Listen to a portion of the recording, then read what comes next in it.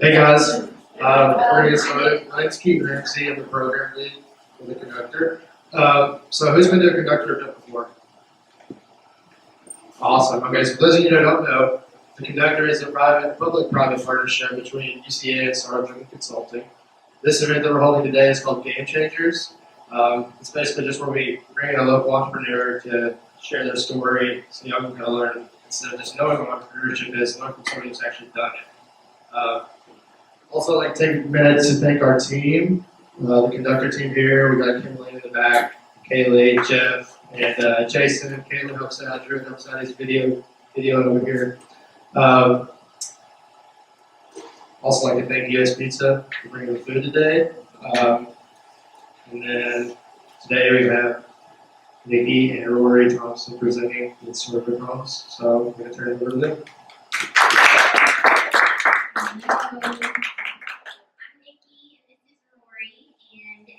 As soon as I calm down, I think we're going to have a good time. I think everyone in this room is more nervous for me than anything, just because I've been shaking like a leaf. But you guys look friendly, and so, again, I'm sure it's going to be okay. But as our name implies, Storybook Homes, not only do we flip homes, we tell stories. And so that's what I'm going to do. I'm going to start off by telling you our story, and then I'm going to turn it over to Rory, and he's going to tell you what you really came for, and that's the business side. So here we go. So our journey into this business actually began when we first got married. We started off in a fixer-upper, not because we were looking for a project, because that's what we could afford. But I wanted to live in a cute home, and so we took on lots of weekend DIY projects. Now, thinking back, that house I like to think of as our what not to do house. We learned a lot. Our projects probably were more appropriately be found on America's Funniest Home Videos versus HGTV. Some of my favorite memories, I can think back to tiling the kitchen floor. We didn't have a wet saw, and so we would just take large pieces of tile and we'd get close enough to the wall, and then we just fill in the rest with grout. Yes. Our hardwood floors had lots of swirly marks because we were young and in love, and while Rory was operating the floor sander, I'd jump on and he'd wheel me around. And then my favorite story was when we decided to insulate the attic. It was the night before we were hosting our small group from church, and Rory decided, yes, now we need insulation. And so we rented a blower, and I stood outside in the heat. Poor thing, he was inside, probably 130 degrees in the attic, and I'm just stuffing in the insulation, and he's, yelling, keep going, keep going. Well, the next thing I know, I'm seeing insulation in the house. Rory has fallen through the living room the ceiling, but he keeps yelling, keep going. So, I just keep pushing in.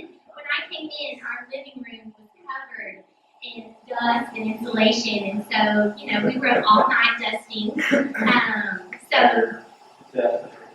Yes, I was still in school. It was fun times, but regardless, we continued on, and from there, we went on to renovate the next 4 homes we lived in and would sell them. During this time, Rory, the true entrepreneur of our family, was acquiring both residential and commercial rental properties. While he was focusing on growing his rental portfolio, occasionally he would run across undervalued homes, and he would take charge, and we'd do a quick little flip. At that point in time, our projects were really just quick fixes, clean up, paint, a little bit of flooring, move in, move out, and that was it. We did well, but it did little to satisfy my HGTV fantasies. I was ready to knock down a wall. So fast forward to 2014, we have 2 boys. We're busy. Rory's busy growing his business with used storage, and I'm a dietitian and had my own private weight management practice, and we were just seeing that we were going in different directions, which is not good for a marriage. So one night we sat down and we thought, what could we do together? And we landed on flipping houses because nothing draws a marriage closer than working on home renovation projects, right? At this point, I had years of HGTV education under my belt. So I felt like we were ready to take on a full-fledged, all-in renovation, complete with knocking down those walls, changing up the floor plan, new cabinets, all of the stuff I dreamed of. And you know what? It went over well. We put it on the market. We had multiple offers. It was fun. And so from then, we went on to decide, hey, let's name our little business, our little hobby business. And brainstorm lots of ideas. I was thinking through what all we do. We renovate, we redesign, renew, restore. That word "re" just kept popping in my head. And so rehome came to mind. Y'all, I'm so proud of that. And even more proud, I'm not flipping through my thing. Even more proud when we stuck that first sign in our finished property. But little did I know, another light bulb was going off across town, and that was reform. We both came to the same conclusion. I really think the same time. And so, for all of you young entrepreneurs, that's not ideal that you have the same looking name and same looking logo as another similar company. And we saw that was a problem. So, in fact, even our favorite painter would show up to our projects in Reform's t-shirt. And so we just saw that we often were not getting recognized for our products. Now, there's no better company that we'd like to be mixed up with. Reform does a great product, but at the end of these projects, we wanted to be known for what we've done. So, problem number one. So, fast forward again.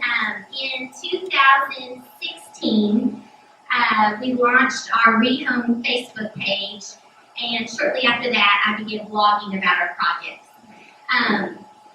It took off great. People got on board, and we saw those likes going up and up and up. But what we kept seeing is, again, recognition going to the wrong company. And so at the end of last year, I made the hard decision to once again rename our company, which means starting over from scratch. So I started thinking about what should we name our company. And this time I turned to the experts. I contracted through freelancer.com. I poured my heart out to this company, told them what I was looking for, and I paid my $30. And they came up with a list of 25 name suggestions. So I'll give you just a second to look through all those D's.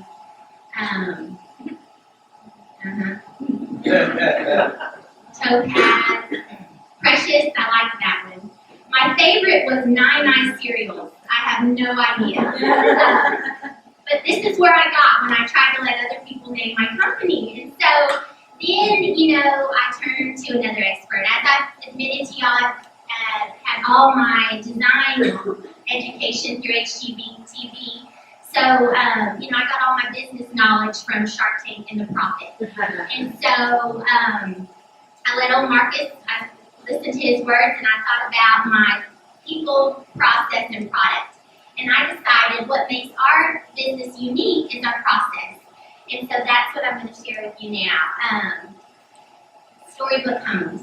So, I have no formal design, education, or experience. But what I do is I let the home speak to me. And I know that sounds kooky, but that's what happens. I go into a home and there's something that inspires me in that home. And it starts a story forming in my head. And that story dictates absolutely every design decision. It is all run through the filter of the story. And it's crazy, but what that does and what we found is that it creates a very unique product.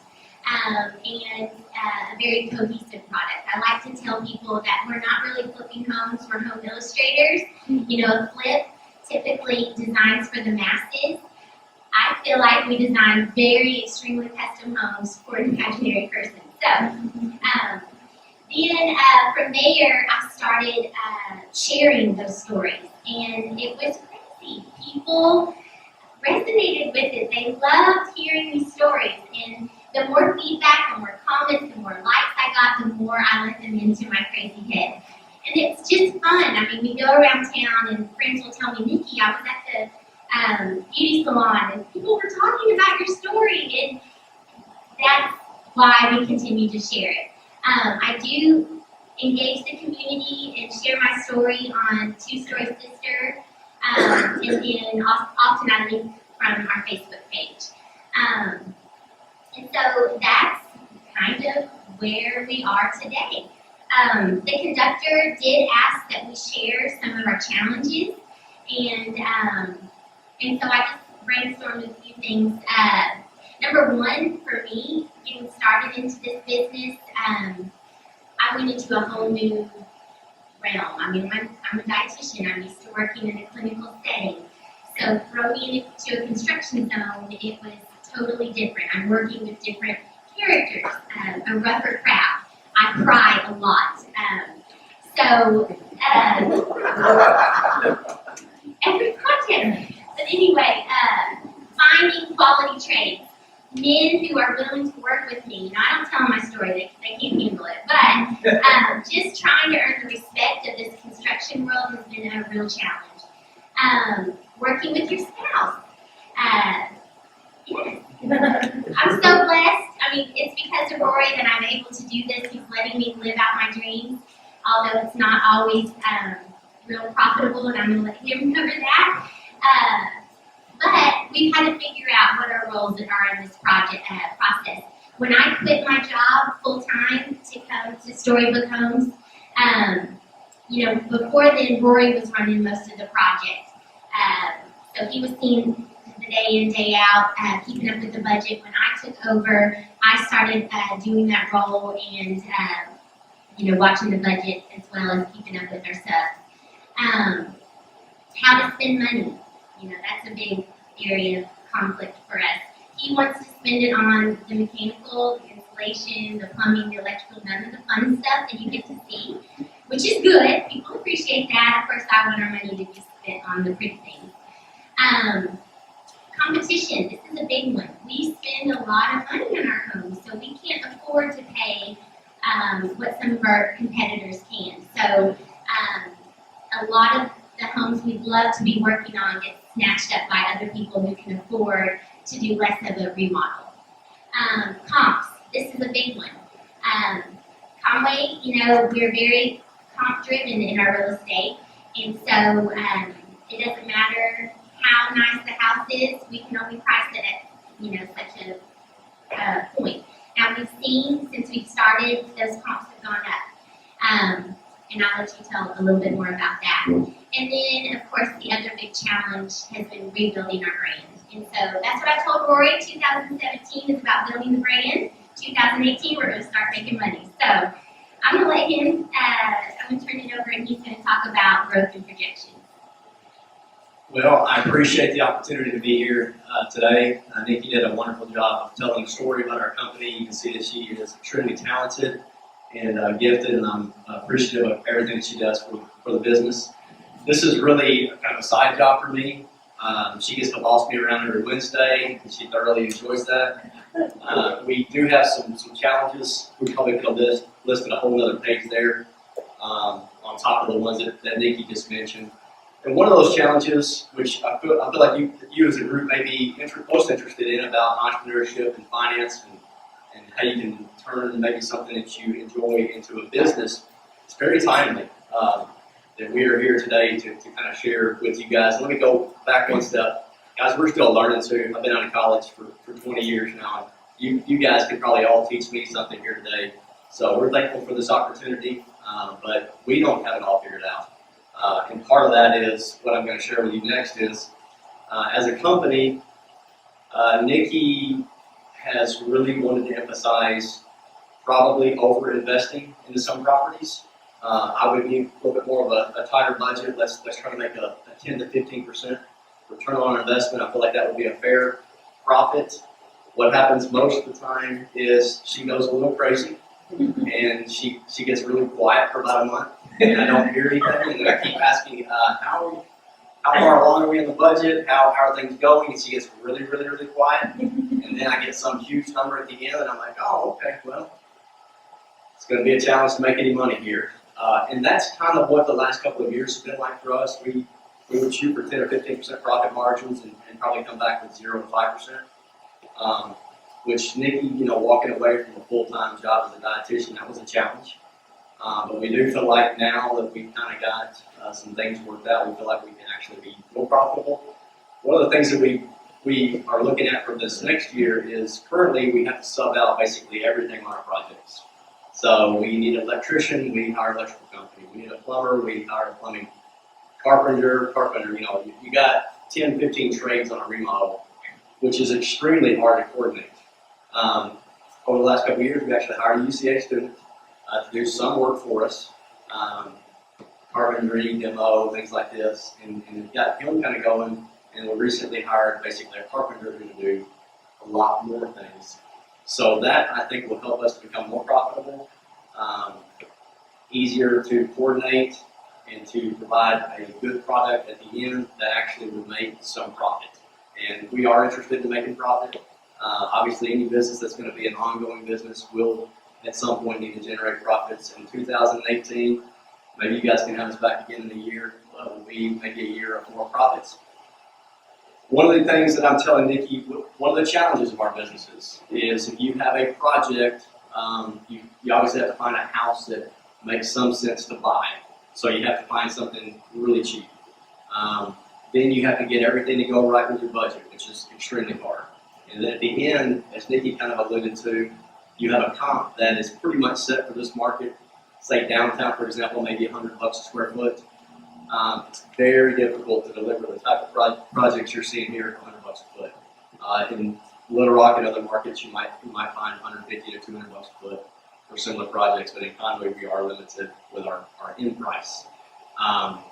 One of the things I'm encouraging Nikki to do for this next year is look for more service type, consulting type gigs that would be, you can go 6 months on a project, and as a business owner, who's the last guy to get paid? You, if everything goes right. And so Nikki could go 6 months without a paycheck, which is extremely hard. So I'm looking for her to maybe get involved in some consulting type work, design for other folks, and maybe some project management for other folks that would also make it easier to grow the business. So those are some of the things that we're looking at for this next year as well. And we'd like to also increase the number of projects that we can do per year. Right now, we're probably doing 2 to 4 projects per year. We'd really like to do about 10 to 12. But again, the capital required, the amount of time that Nikki puts into each project, she's very hands-on. She doesn't do anything halfway. And so that's also been a challenge. But with this new carpenter, project manager that we can maybe do some stuff in-house, it may free her up sometimes too to do more of that type of work. So we're hoping to do more projects, and we're also hoping to do some other types of consulting type work where she can do some design projects for some other people. After that, I guess the other things we ask for you guys to kind of wrap things up is we do have a Facebook page, Storybook Renovations. You can like us, that'd be awesome. Tell your friends. We do have a house right now for sale. It's on Caldwell. If anybody's interested, I'll be happy to show it to you afterwards. And I would recommend one of the things to brag on Nikki is she really puts a lot into this business. And our open houses sometimes can generate 500 to 700 people through the door. Now, I am an entrepreneur, so I think I told Nikki the next time I have an open house, I'm going to have a food truck set up and some other things going just to make money during the open house. But we have a big open house. I would recommend you guys to come to them. She's done a really good job with very limited advertisement. on Facebook and social media with our story to generate a lot of people there. Now, again, the only way we make money is if we sell the house, and we're trying to look at some other things for that. But she's done an extremely good job with Facebook and social media. So, guys, that's about all we have, I guess, at this point. Yeah. All right. So we're just gonna open up for Q&A now, about 10 to 20 minutes. So just whatever questions you have for Nikki or whatever you're to answer. Also, during this time, I encourage y'all to put up pictures and tweet. Our Twitter is AR Conductor. Our Facebook is AR Conductor. And just use the hashtag #PostCB on AR. While y'all get started, I'm going to be changing the slideshow to put up a picture of their information. So just say. Yes, good job by the way, both of you. And I love your homes. They're great. You have a target. You know that the price per square footage for the house are at 100. You have a target that you're trying to buy at. Is it 40 or 50 or 60? As cheap as possible, obviously, but what we've been seeing is about 35 to 40 bucks a square foot, and we're having to buy the houses that are. I mean, we'll show you some pictures here in a minute, but I mean they're rough. They're very rough, and there's still some in downtown, but the downtown area is redeveloping. So with that comes increased competition that Nikki talked about. Those comps have been going up. Now you got people who have a really, really bad property, but now all of a sudden it's worth a whole lot more than it was 2 years ago. And so, and on our side, at the end, you really, with the appraisals and the comps and all those kinds of things, you really have a ceiling of what you're going to get for something, so it really squeezes your margin even more. Okay?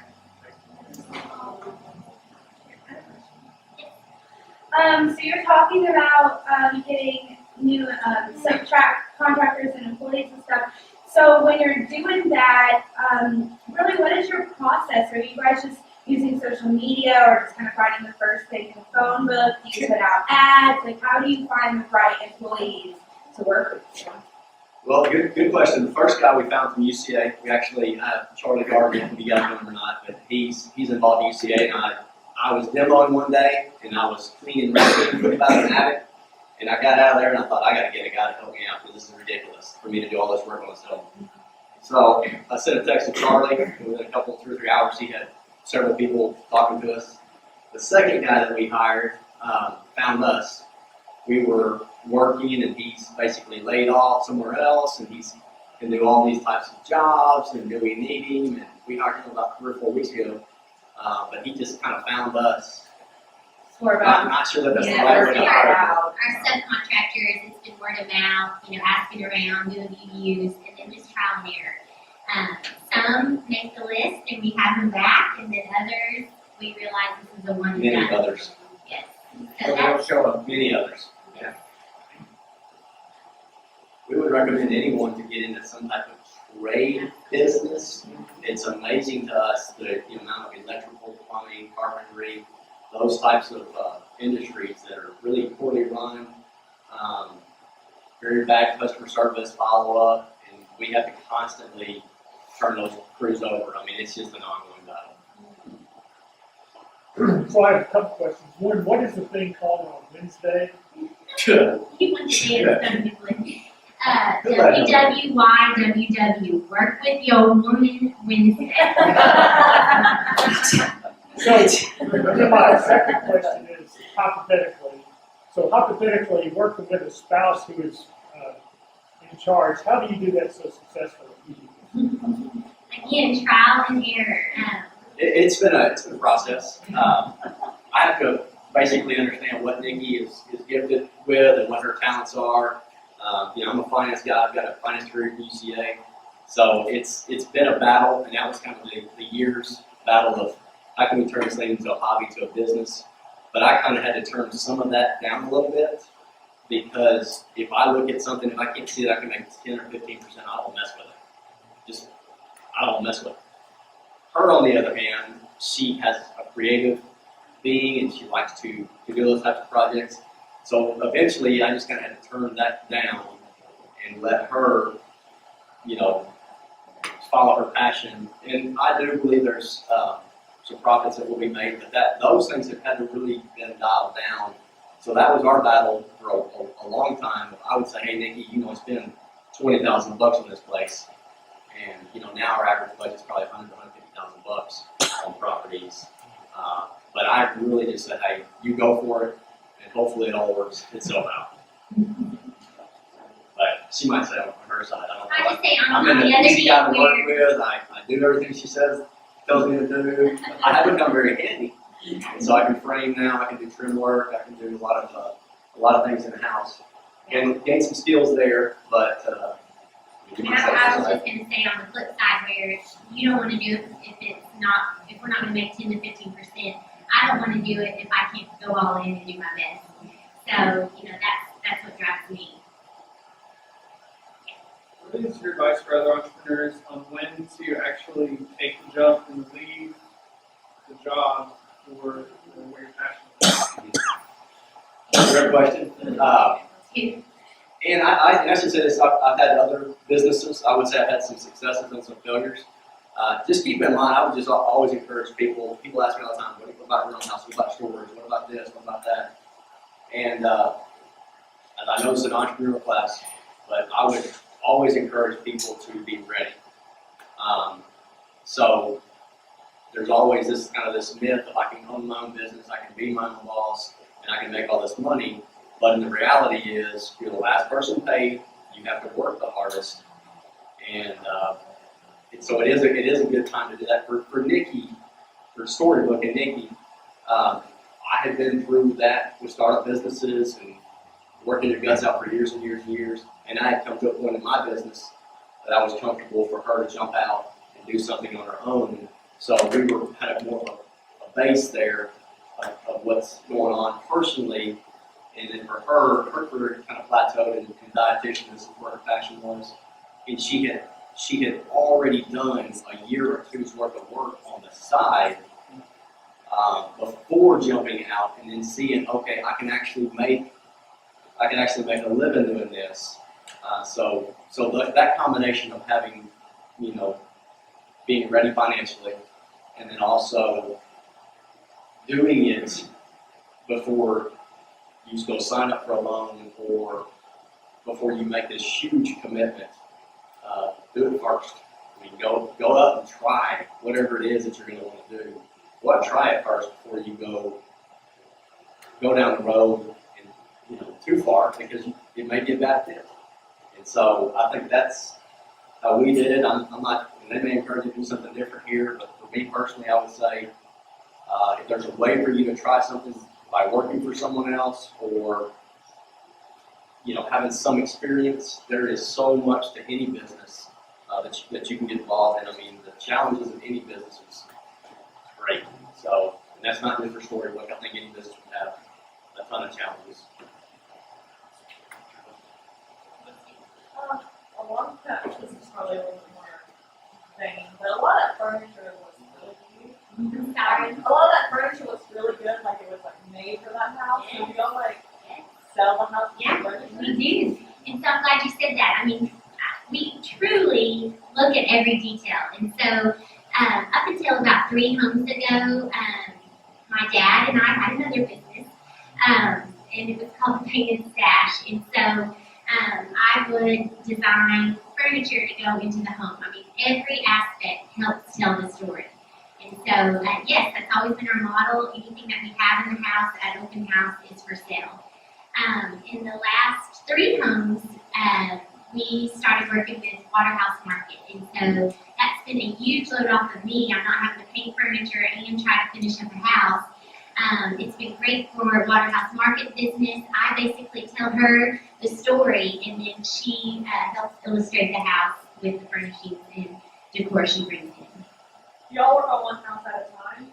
We have. Right now, we are working on 3, but that's our first time to do that. Again, we're able to do that because we've got our own employees. So we're trying. We're trying to step up our game and get more product out there. I have another question. Yeah. Okay. We So actually what, have one house, just to kind of give you, for example, a house on Bruce Street that we're working on now. If you guys, feel free to check it out. I mean, it's a work in progress, but it's 1406 Bruce Street. It can kind of give you in the middle of a project, what's going on. If you want to, I'm just throwing it out there. And if you guys are going to come work, yeah, for that too. So. I'm interested in knowing what your biggest profit was and your biggest loss in the house. Biggest profit was probably about 20,000, and I think our biggest loss is probably 3,000. No, we had a loss on 3,000. Irby. 3,000. Yeah. So, what? What? Did I miss something? No, we lost money on Irby. We lost 3,000. Okay. Yeah, we lost 3,000. I think I saw your eyes twitching. And keep in mind, when you lose or hurt, and again, I have some labor costs to get something too. But for her, being her only source of income, you go 6 months and then you lose at the end. She doesn't ever pay herself. So it's a real struggle. You know, the other thing is, and I'll get to you. You've been so sweet to keep your hand raised. You know, we're working in a different culture where the norm is that people don't necessarily stand by what they say. It's very normal for people not to show up on time, or at the end there's a bigger bill than we were expecting. And you know, I had the decision: either I'm going to join in or I'm going to be different. And so our last 2 projects before the one we just completed, they were pre-sold. And so at the beginning of the project, we quoted a price, and we stood by that price. And so even though challenges came up, I still wanted to deliver a great product. And so the price never changed. They never got a phone call that said, hey, I'm so sorry, something's come up, the price has now gone up. So in the reality, those 2 projects, loved them, so proud of the finished product that I made nothing. So I have now been 1 year without a income, and you know, so that's a challenge. That's not the goal, but you know, again, I had to make the decision, stand by my word, present a product I can be proud of, do it with integrity. And so I just firmly believe all of that is going to pay off in the end, and I'm just convinced that's going to be 2018. Yes, ma'am. Where did you get your funding? Do you have investors or did you take out a mortgage? Do you want to answer that? Both investments personally, and then also, you know, when we go to a project, we take out a mortgage. So it's like you need capital, and then you can borrow money from the bank as well. It's kind of a more question. Did you have to get any certifications or licenses on any of this? Do you have like a real estate company that you work for, or did you get a real estate license? Yeah, we do all of our own work, and that goes from construction to real estate. And because of that, you don't have to be a licensed contractor if you own the product. So we're not licensed contractors, but if we go through and start doing work for other people, we'll have to become like a licensed general contractor. Yes, ma'am. How long of a process is it, like, once you start, you find a house that you want to work on, and so you get the house and you start the renovation, and then you go through the selling process? How long is the renovation process versus the selling process? Or like, is it going? Renovation's probably 4 to 5 months, and selling, if it's pre-sold, obviously you're done right there, but selling sometimes can be a month or 2, is what we typically see. So how many in like a year's time do you normally like try to do? At this point, we've only been completing 2 or 3, so we've got to get better. You said you want to go up to 10 and 12 a year. With that 10 to 12 a year, 10 and 12 a year. yes, that's our goal. So we're working with that. How do you scale a business like Storybook Homes? Like, do you move out to different cities, or do you just try to really capture one market? It would have to be scaled differently. And honestly, to be just quite honest, I don't think that's even something we're considering. I mean, it's something we want to do here in Conway. It's Nikki's passion. If she's not hands-on on a project, she really loses what she wants to do. So, to be honest, I don't think it's something we would even consider. I have a couple questions. First, awesome presentation, seriously. I mean, it's a good job. But how do you mitigate the problem of cost? I mean, because, you know, like, even like realtors tell people you don't want the nicest house on the block. So how do you guys mitigate that problem, and like, what do you do going in to try to deal with that? You're going to have the official answer, but I'll tell you what I'm thinking. What we've done is create our own costs. We have, you know, when we first started in Old Town Conway, the most you could expect to make was $75, maybe $80 a square foot. And like Roy said, you know, our last couple of houses, we've been able to sell over 100 a square foot. People want that. I mean, that's the thing. They want these nice design, over-the-top houses. It's just hard to bite the bullet to pay for it. And we're finding that other flippers are starting to do more with their projects. And so, you know, at least once or twice a month, Roy gets a phone call from someone else and says, hey, you know, what was your last comp or appraisal? They're needing our comps to help with their comps. And so we're slowly seeing that those numbers are going up. I think she covered it, but I mean, I would say this, like the first house or two that we sold in downtown for like $100 a foot, it was odd because we'd have some people from Little Rock come down that were like in the Heights area, $250 a foot area, you know, type deal, and say, oh my gosh, this place is, the one on Ash that you saw, I mean, $100 a foot, they thought it was a steal. You had people from Conway come up and say, oh my gosh, this thing's ridiculously overpriced. And we saw that. I mean, even on Facebook, people say, oh my gosh, that's way too expensive for Conway. And so we did deal with that. But what we've seen is over time, and I would, sometimes I would sell the houses. So I would ask if you see a house that's better than this house for less than $100 a foot, show it to me. And they couldn't. So the market is there, but it did take some time to get comps there. And that has established itself now. There have been plenty of sales at $100 a foot. But before, I'm not saying we were the first, but we were probably one of the first to sell one around $100 a foot. And I think that's brought the overall market up. Okay, I have a second question. So, were you guys out like on your house? What's your house on right here, the white one? Johnny. Were you guys out there today with like pumpkins and taking pictures and stuff? Okay. So, well, I have a follow-up. Yeah.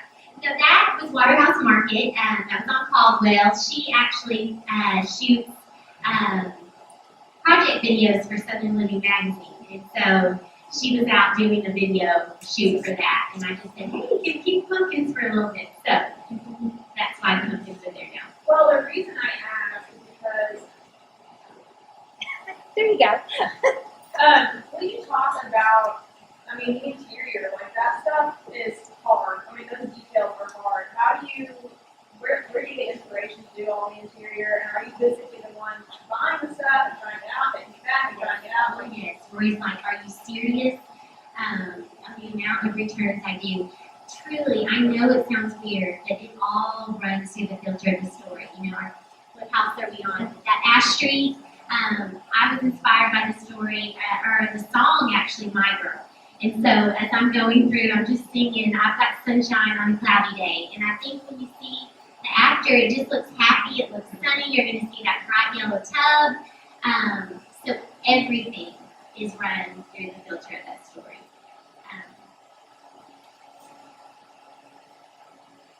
You know, this one as a pre-sold, I had up there her famous recipe. I asked her grandkids before she came in. I wanted to make it personal to her. And her chicken spaghetti was her family's favorite recipe, so we had that on the big chalkboard. So, you know, it's about the details. And I think that's when you read the story, I want you to be able to walk in through the home and see the story come alive. And the challenge there is not to make it look like, you know, a theme, a children's birthday theme party. You know, I don't want it to be themey, but I want it to tell the story. Okay, and one more question. Talk about the content that you're creating. Because I've heard, I mean, from the community, oh, we have a blog, or like, you've got to read about these people, they're cool. Like, how much time do you spend writing about what you're doing? Oh my goodness. Well, I'm hardly cool. If you read my stories here, that is not the takeaway you're going to get. You know, It's 3 or 4 weeks. I can answer that real quick. 3 to 4 weeks. I have no sleep. Mostly working all the time, about 3 to 4 weeks to complete a story. Yeah. I can tell her she's going to write. The crazy thing is, I hate to write. Like, nothing stresses me more besides public speaking. Anyway, yes, each story takes a long time. Each blog post takes a long time. I wish I could be better. I promise people I'm going to put more things out there, and then it just takes so long to do it. And so that's something also I want to improve on. You guys have like awesome engagement on your Facebook for the number of people who like the page. What's your secret sauce behind getting likes and shares? To me, I think it's the story. I think a lot of folks, you basically get a novel for free. And then the houses themselves, people love to see old houses fixed up. So there's a lot of built-in audience and people are really interested to see something that was really bad turn into something really cool. So I think that combination, and a lot of people are very interested in downtown Conway being redeveloped. Right? I think that combination. Is it all organic, or do you guys do any paid research? Oh, I do pay some booths, yes. And you all attended any of the seminars from some of these other famous flippers that have come up to the Little Rock area. No, we sure haven't. We talked about it. But we've never been on those. I just want to comment on all of it. They look amazing. Like, I am so wrong. Really, like, chip and and y'all, I mean, I know it drives Bree insane, but he's often joking with me. I mean, I live for the Facebook likes and comments. Caldwell's a little scarier. It's a much bigger project. We went out of our comfort zone. Our business model has always been, if we can't sell it, we'll rent it. And Caldwell does not fit that business model. And so the likes and comments have not sustained me on this one. But, in the past, truly, I'm a words of affirmation. That's my love language. And so I really appreciate your words. All right. So at the end of every one of these events, we ask presenters what's one thing we as an audience and community can do to be a game changer for y'all. I think I just said, just comment on my Get out and start a bunch of businesses, make a ton of money, and then come buy houses.